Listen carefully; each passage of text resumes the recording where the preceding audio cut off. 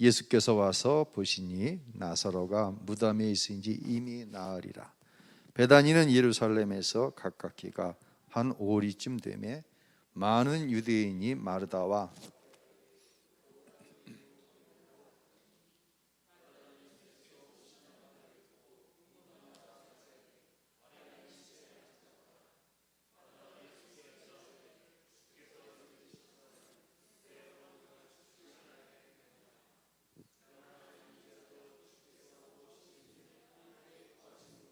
하나님이 주실 줄을 아나이다. 예수께서 이르시되 내 오라비가 다시 살아나리라. 아멘. 할렐루야. 우리 옆에 분 앞뒤 분 인사합시다. 이 밤 잘 오셨습니다. 다시 한번 인사합니다. 참 행복해 보이십니다.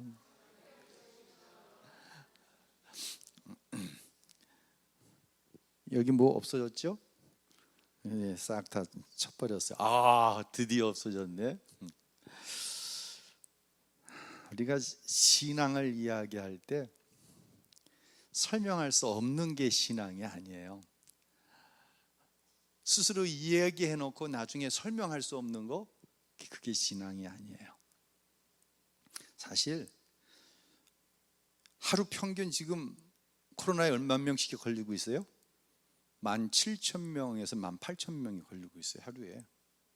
굉장히 많은 숫자거든요. 최초에 대구에서 이제 코로나로 인해서 막 비상이 선포되고 그랬잖아요. 그때 17,000명, 18,000명, 어우, 다 죽는다고 그랬을 거예요 아마. 근데 지금 17,000명, 18,000명인데도 이렇게 마스크 벗고 치울 거 치워지고, 그럼 이게 뭐예요? 그때는 이거보다 적었는데 설명할 수가 있어야 된다는 거예요. 이거 치워버렸어요? 그거 왜 치웠지? 그러지 않는다는 거예요. 대부분의 사람들이 이제 치울 때가 되었어. 치우는 건 신앙이고 치우지 않는 것은 불신앙이 아니라는 거예요. 우리가 신앙생활을 하면서 이성과 감정은 반대편에 있는 게 아니에요. 때로는 사람이 이성적일 때도 있고 때로 사람은 감정적일 때도 있어요. 그렇죠? 이 두 가지가 다 내 안에 있어요. 이성적인 나도 있고 감정적인 나도 있어요. 마찬가지로 상식과 신앙이라고 하는 것은 서로 반대편에 있는 게 아니에요. 그렇다고 상식 위에 신앙이 있고 상식은 신앙보다 못한 것도 아니에요. 이것은 어떻게 보면 내 안에 상식이 있고 내 안에 신앙이 있는 거예요.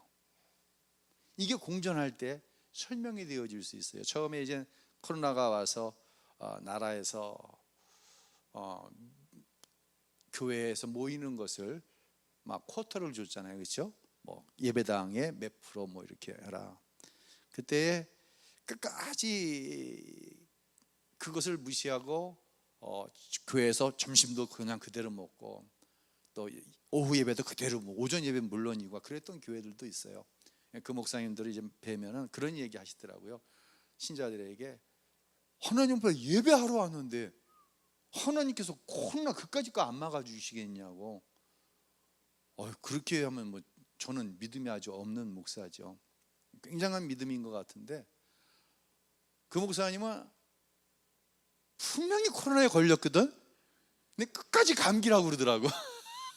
병원에 입원을 하고 죽었다가 살아날 뻔하고 그러는데, 왜냐하면 스스로 설명이 되는 거야 안 되는 거야? 안 되는 거예요 이게.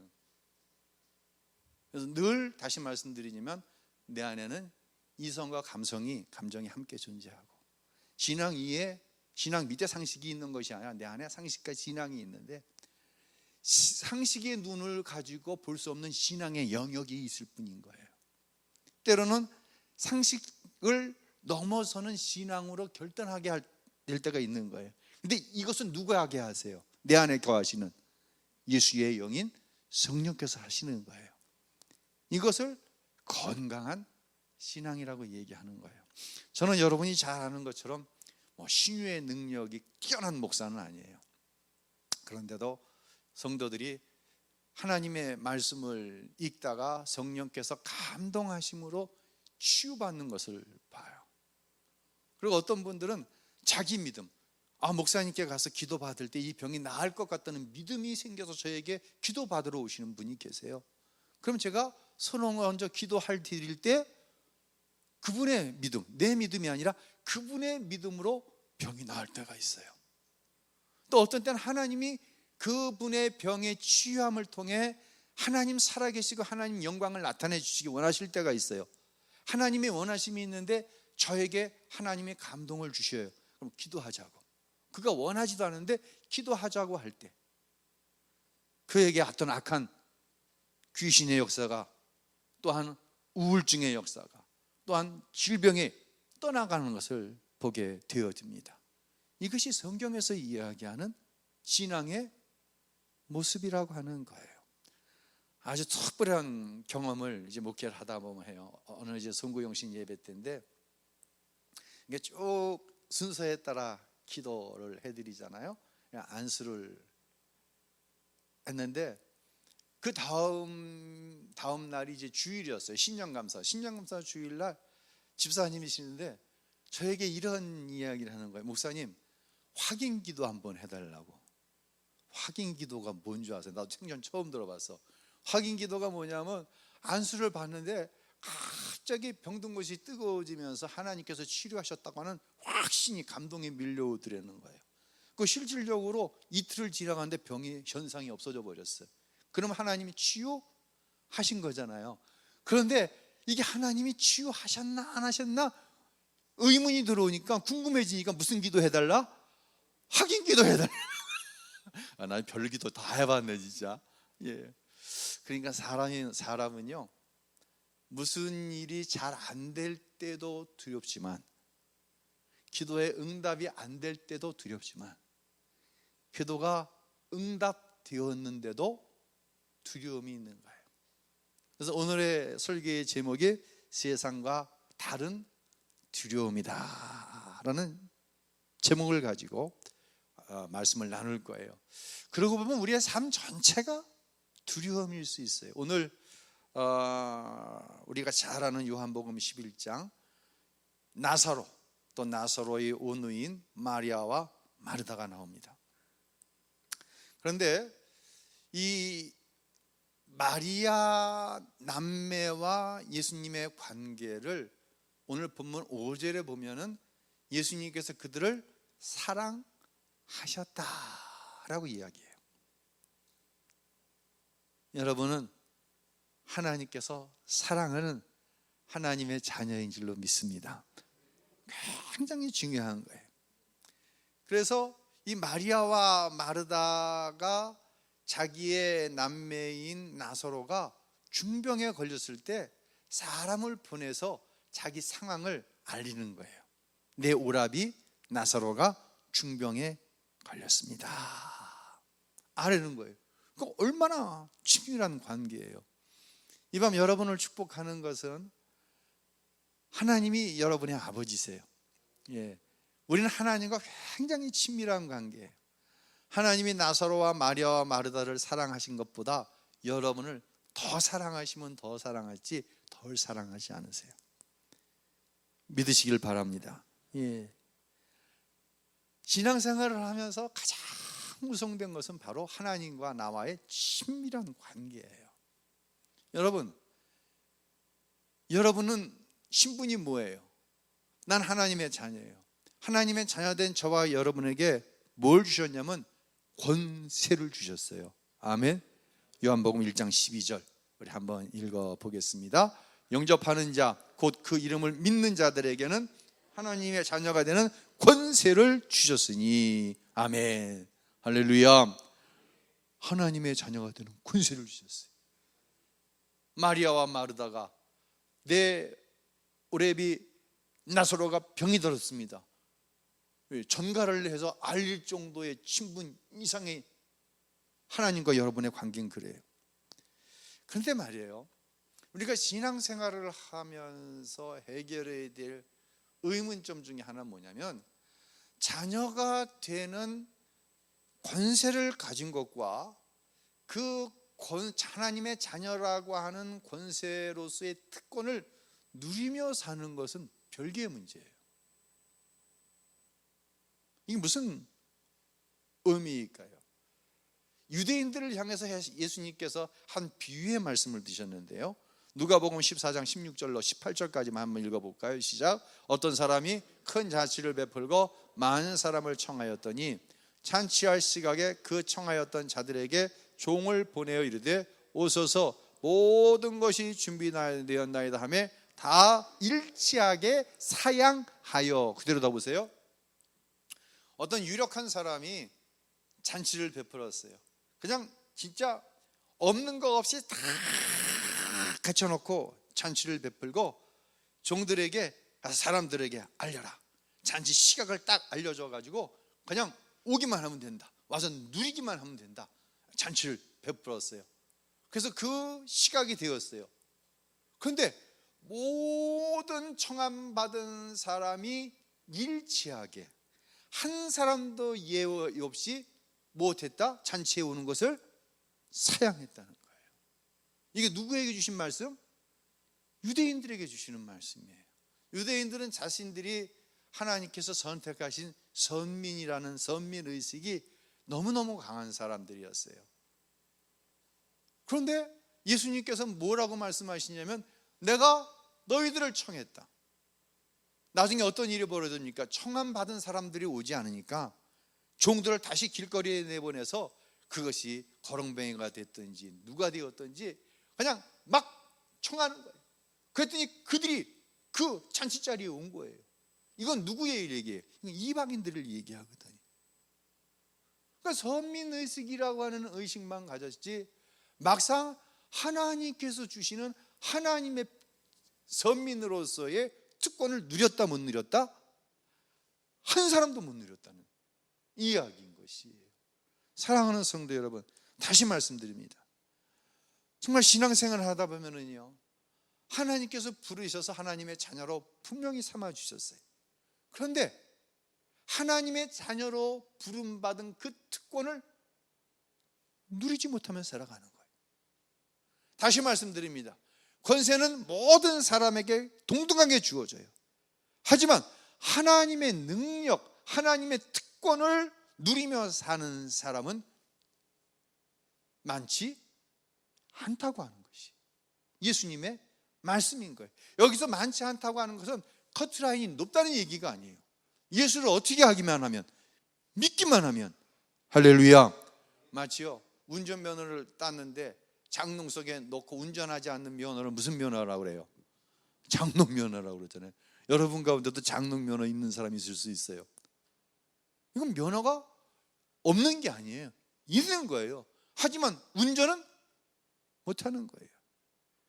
그래서 야고보서 5장에 보면은 이 믿음과 행함에 관한 관계를 이렇게 이야기합니다. 야고보서 5장 15절로 18절을 읽겠습니다. 믿음의 기도는 병든 자를 구원하리니 주께서 그를 일으키시리라. 혹시 죄를 범하였을지라도 사하심을 받으리라. 그러므로 너희 죄를 서로 고백하며 병이 낫기를 위하여 서로 기도하라. 의인의 간구는 역사하는 힘이 큼이니라. 엘리야는 우리와 성정이 같은 사람이로되 그가 비가 오지 않기를 간절히 기도한즉 3년 6개월 동안 땅에 비가 오지 아니하고 다시 기도하니 하늘이 비를 주고 열매를 맺었느니라. 그대로 더 보세요. 무슨 기도는 병든 자를 구원해요? 믿음의 기도가 병든 자를 구원하는 거예요. 다 예수의 이름으로 기도한다고 해서 그 기도가 다 응답받는 것이 아니라 예수를 그리스도로 믿는 믿음으로 기도할 때 그 믿음의 기도가 병든 자를 구원한다고 말씀하고 계시는 거예요. 또한 엘리야는 우리와 모곳이 같은 사람이로되 성정이 같은 사람이로되 엘리야와 우리는 똑같은 사람이라는 거예요. 그런데 그가 어떻게 기도한즉 간절히 기도한즉, 여러분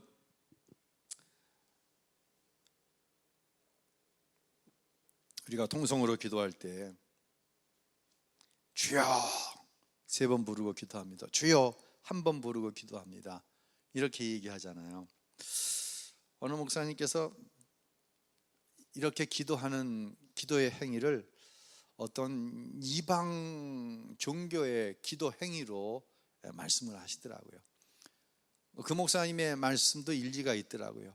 우리가 쫙 부르는 것이 하나님을 끌어내려서 내 기도의 목적을 이루기 위함이 돼서는 안 된다, 이런 의미로 말씀하시는 거예요. 쫙 하나님을 끌어내리는 거예요.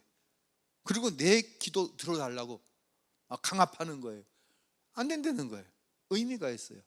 근데 이 주여라고 우리가 외치는 것은 여기서 끝나는 게 아니에요. 우리가 주여라고 외치는 건 왜예요? 끌어내리는 거예요? 아니에요. 자녀된 내가 하나님 아버지의 도우심을 어떻게, 엘리야가 간절히 기도할 때 3년 6개월 비가 오지 않았어요.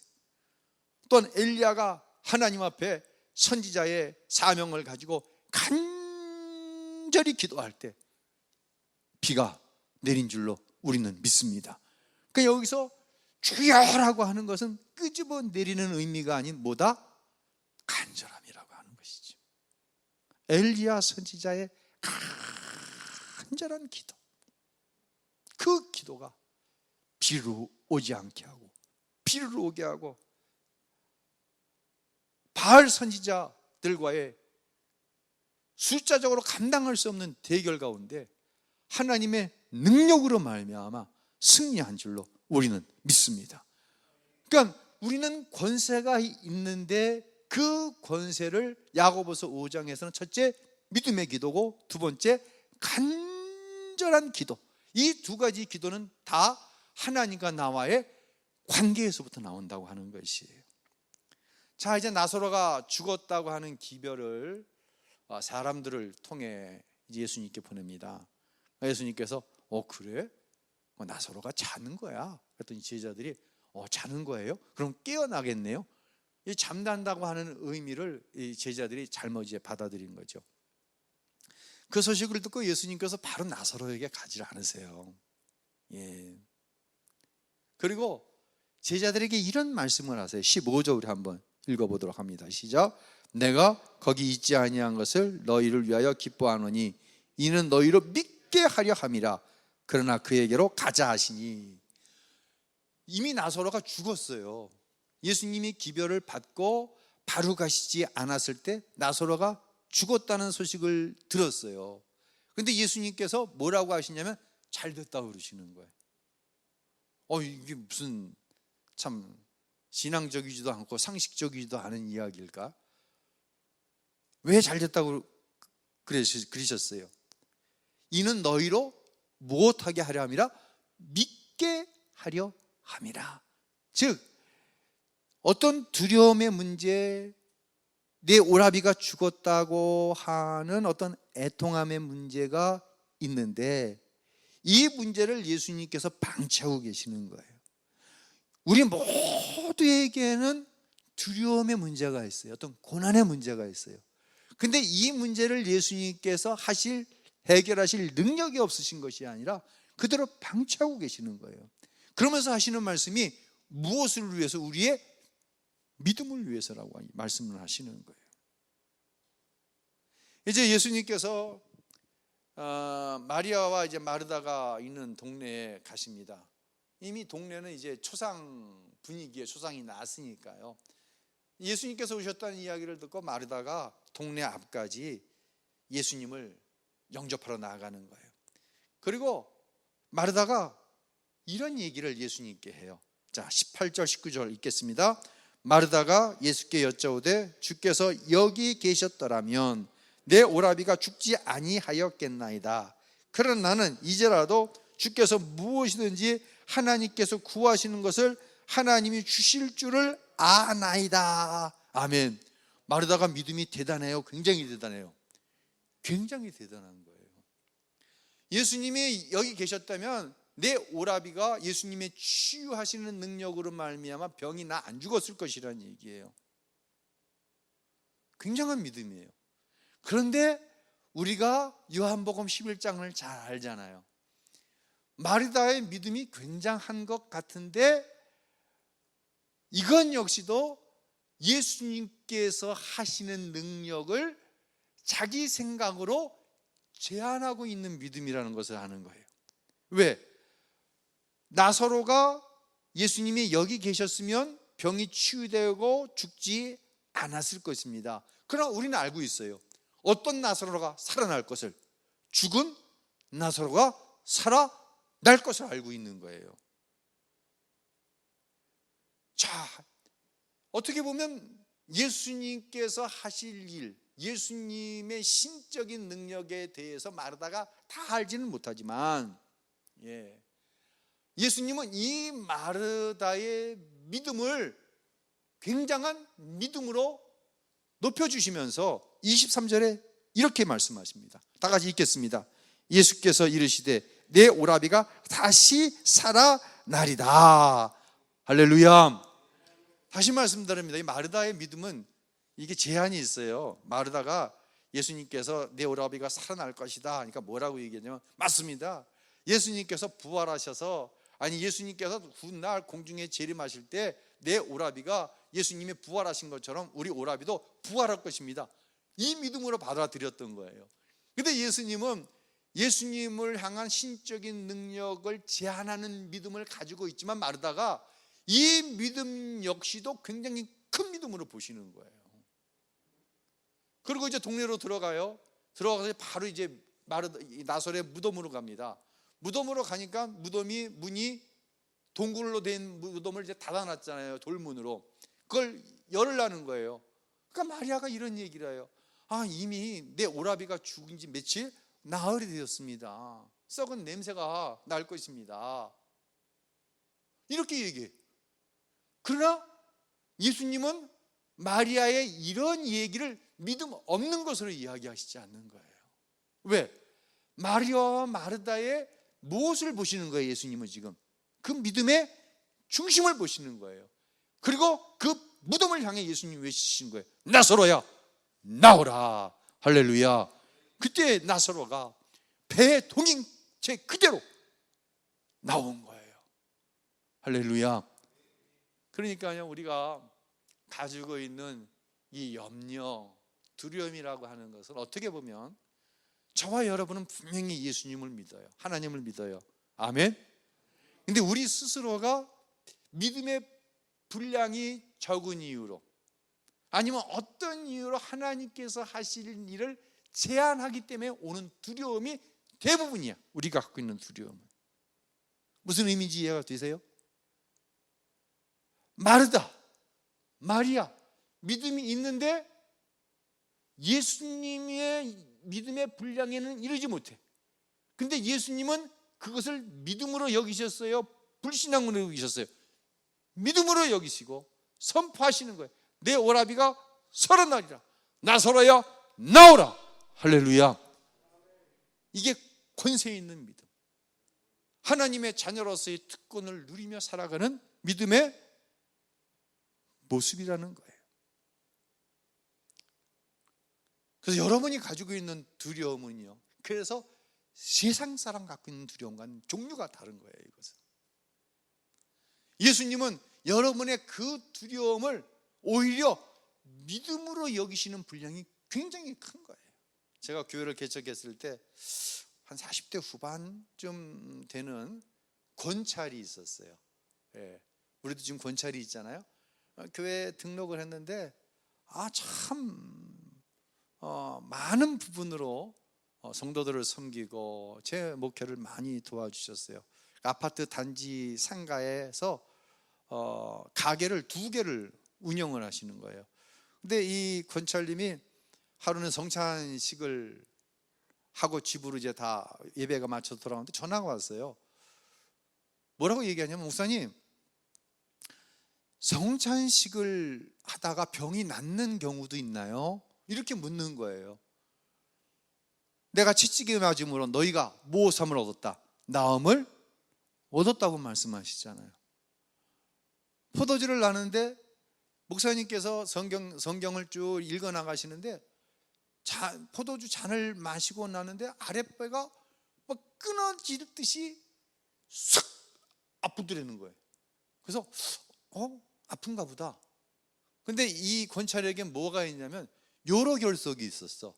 그러니까 자기 말로는 뭐 맹물만 먹는 게 아니라, 목사님, 물을 먹는 데는 한계가 있잖아요. 근데 맥주는 마실 만큼 마셔지더라고요.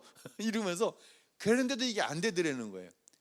근데 집으로 갔는데, 성찬을 받고 집으로 갔는데 소변을 보는데 핏덩어리가 튀어나오더라는 거예요. 그래서 이제 저한테 걱정이 돼서 전화가 온 거예요. 그렇게 염려가 되면은 내일 월요일이니까 병원에 가서 한번 사진을 찍어보라고. 사진을 찍고 와서 또 전화가 왔어요. 목사님, 요로 결석 덩어리가 요즘에는 이 레이저로 파쇄를 하는 게 있거든요. 근데 그 당시엔 그런 게 있었는지 없었는지 모르겠어. 그러니까 유일한 방법이 뭐냐면 물 많이 먹고 그렇게 해서 소변으로 이 요로 결석을 쏟아내는데, 요로 결석 안 걸려보신 분들은 이 고통이 얼마나 큰 고통인지 몰라요. 애 낳는 고통보다 더하다고 의사들이 얘기하더라고요. 저는 애를 안 낳아봤는데 요로 결석을 한번 해봤거든요. 2차례 레이저 이제 파쇄를 했었는데 진짜 그만큼 아프더라고요. 응급실에 119로 실려 들어갈 만큼 아팠더라고요. 아프거든요. 근데 그 요로 결석이 쏙 빠져나와서 깨끗하더라는 거예요. 할렐루야. 그러면 뭐 이 권사님이 굉장한 뭐 믿음의 사람이고, 아니에요. 그건 아닌 것 같아요. 하나님께서 하나님 살아계신 증거를 보여주시기 위해서 그래서 사랑하셔서 그런 것 같아요. 그리고 한 1년 가까이가 지나갔어요. 동네가 발칵 뒤집혔어. 무슨 일이 벌어졌냐면 이 권찰이 개를 여러 개를 묶은 거야. 개주가 돼가지고. 근데 개 하면 개주가 제일 먼저 탄다며. 그래요? 예. 제일 먼저 개돈을 다 먹고는 도망을 가버린 거야. 그래갖고 동네에 이 물린 사람들이 한두 사람이 아니야. 그것뿐만이 아니야. 그냥 그 가게 운영한다고 여러 사람에게 돈을 필요하고 처음에는 뭐 이자를 잘 비싼 이자를 쳐줘가지고는 신뢰로 하고 돈을 많이 갖고 도망을 가버린 거예요. 근데 다행히 교인들 돈은 또 안 건드렸어. 하나님 무서운 거는 아는 것 같아. 근데 사실 이것은 믿음의 행위야, 믿음이 없는 행위야. 믿음이 없는 행위잖아. 근데 어느 날 연락이 왔어. 참 이분은 뭐 성찬식 하다가 병이 낫는 경우가 있냐고 해서 전화도 오고. 이번에 어디서 전화가 왔냐면 교도소에서 전화가 왔어. 인천 하객동에 있는 인천 교도소에서. 아무개 아시냐고. 안다고. 그분이 면회를 신청했다는 거야. 그러니까 여자 교도관한테 전화 한 통화 부탁한다고. 그리고 제 전화번호를 준 거야. 왜 내 전화번호를 주는지 모르겠어 진짜. 그래서 내가 여자 교도소 면회를 나갔잖아. 면회를 가고 회개를 하는데 얼마나 회개를 하는지. 그래서 간절히 기도해주고 온 경험이 있어요. 사랑하는 성도 여러분, 우리는요 어떤 두려움이 없으면 참 좋겠다. 참 좋겠죠. 그러나 저도 어느 정도 인생을 살았잖아요. 한순간도 내 안에 두려움의 문제가 없었던 순간이 있었나? 없었던 순간이 있었나? 뭐가 잘 되면은 예수만 바라봐야 되잖아요. 아니, 여러분 성찬식 하다가 병난 경험 있는 사람은 손 들어봐. 이 정도 되면 좀 말씀대로 살아야지. 깨끗하게 살아야지. 근데 그게 안 되는 거예요. 인생인 거예요. 그래서 신앙이 강화되는 사람도 있지만 그러지 못한 사람도 있는 거예요. 아까 말씀드렸잖아요. 상식 위에 신앙이 있는 것이 아니라 내 안에는 상식도 있고 신앙도 있는 거예요. 내 안에는 이성도 있고 감정도 있는 거예요. 그런데 하나님께서 저와 여러분을 사랑하신다고 하는, 하나님이 참 나를 사랑하신다, 정말 나만큼 하나님의 은혜를 받은 사람이 없다라고 하는 고백은 하나님의 은혜로 말미암아 다른 사람보다 더 커다란 복을 누리고 다른 사람이 경험하는 두려움을 나는 경험하지 않아서 나보다 더 큰 은혜를 경험하며 살아가는 사람이 없다라고 이야기하는 게 아니라는 거예요. 마리아와 마르다, 그들의 믿음은 여러분의 믿음보다 못할 수도 있어요. 그런데 예수님은 이 마리아와 마르다의 믿음을 보시고 나사로를 살려내시는 거예요. 우리에게 두려움의 문제가 있다니까요. 그런데 여러분 분명하게 기억하시고 인정하셔야 될 게 있어요. 나에게 있는 두려움이 세상 사람과 똑같은 두려움이냐는 그 질문은 스스로에게 해야 돼요. 내가 갖고 있는 이 두려움이 하나님의 나라, 하나님의 영광, 나아가 내가 맡겨진 사명과 어떤 관계가 있는가, 우리는 스스로 질문을 해야 돼요. 그러면서 나는 하나님의 나라, 그의 의, 하나님의 영광을 위해 살면서도 어떤 두려움의 문제가 있는데, 이 두려움의 문제는 분명히 세상 사람과는 같다 다르다? 다르다고 하는 대답이 내 안에 나올 수 있어야 된다는 거예요. 자녀를 위한 기도의 제목이 있어요. 우리는 다르잖아요. 세상 사람들이 내 자식이 잘 되기 원하는 이유와 내가 내 자녀가 이런 부분에 역함에서 하나님께서 끄집어내 주셔야 될 이유가 같아야 달라요. 한번 물어보세요, 스스로에게. 다르시죠? 아멘? 다른 줄로 믿습니다. 하나님께서 나를 물질적으로 형통하게 하셔야 될 이유가 세상 사람들과 같아요, 달라요? 다르잖아요. 다른 가운데 나에겐 두려움이 있는 거예요. 하나님 나를 건강하게 해주셨으면 좋겠어요. 근데 어떤 때는 내 약함이 하나님의 은혜로 깨달아질 때가 있어요. 오히려 약한 내 그때에 내 안에 하나님의 능력이 나타나고, 약할 그때에 내가 하나님을 만나 하나님을 찬양하게 되고, 할렐루야. 그러니까 우리가 갖고 있는 두려움은 세상 사람들과 구별된 두려움인가? 이 질문이 내 안에 있을 때, 내 두려움은 세상 사람들과 분명히 구별된 두려움입니다라고 100% 확신은 안 돼. 그러나 누가 물어보더라도 우리 목사님이 갖고 있는 두려움은 세상 사람들이 뭔가를 잘 해내게 하기 위한 그 두려움과는 달라. 우리 장로님, 우리 권사님, 우리 안수 집사님, 우리 집사님이 갖고 있는, 우리 교사들이, 우리 찬양대원들이 갖고 있는 두려움의 문제는 세상 사람이 갖고 있는 두려움의 문제와 달라. 이때 우리 예수님은 그것을 무엇으로 인정하신다? 믿음으로 인정하신다는 거예요. 그리고 우리는 하나님의 자녀로서의 권세를 누리며 살게 되는 줄로 믿으시기를 바랍니다. 오늘 이 밤 여러분을 축복하는 거예요. 그래서 4주 전에 경외함으로 얻는 축복에 대해서 말씀을 드렸잖아요. 그래서 경외함은 뭐라고 그랬어요? 하나님을 두려워하지만 하나님을 존경하고 사랑하는 것이다 라고 했어요. 여기서 하나님을 두려워하는 것은 세상 사람들이 갖는 두려움과 다른 거예요. 그래서 시편 128편에 여호와를 경외하는 자는 이와 같이 복을 받을 것이다. 마지막 4절에 그렇게 얘기하면서 여호와를 경외하며 그의 길을 걷는 자마다 왜 없다는 것이에요. 복이 있도다. 내가 내 손이 수고한 대로 먹을 것이라. 할렐루야. 내가 복되고 형통하리라. 내 집 안방에 있는 내 아내는 결실한 무엇 같으며 포도나무 같으며 내 상에 둘린 자식은 어린 무엇 같으며 감람나무 같으리로다. 할렐루야. 여호와를 경외하는 자는 이와 같이 복을 얻으리로다. 할렐루야.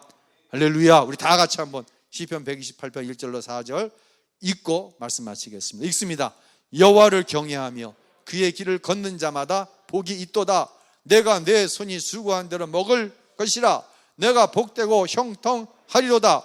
내 집 안방에 있는 내 아내는 결실한 포도나무 같으며 내 식탁에 둘러앉은 자식들은 어린 감람나무 같으리로다. 여호와를 경외하는 자는 이같이 복을 얻으리로다. 할렐루야. 할렐루야.